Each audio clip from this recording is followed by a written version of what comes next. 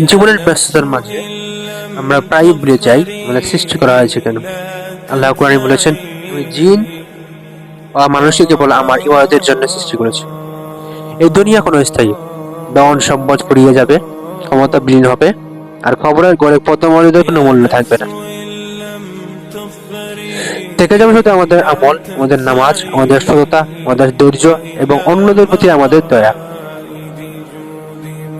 রাসূল সাল্লাল্লাহু আলাইহি ওয়াসাল্লাম বলেছেন, বুদ্ধিমান সে ব্যক্তি যে নিজের নফসকে নিয়ন্ত্রণ রাখে এবং মৃত্যুর পরের জীবনের জন্য প্রস্তুতি গ্রহণ করে। তাই আজ থেকে রাতে ঘুমানোর আগে নিজেকে প্রশ্ন করুন, আমি কি আন্তরিকভাবে নামাজ আদায় করেছি? আমি কি আমার কথায় কাউকে কষ্ট দিয়েছি? আজ কি আমি আল্লাহকে স্মরণ করেছি?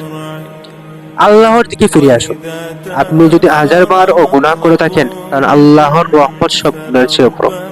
একটি খাঁটি তওবা বদলে দিতে পারে আপনার তকদির এবং দুনিয়াতে আখিরাতে।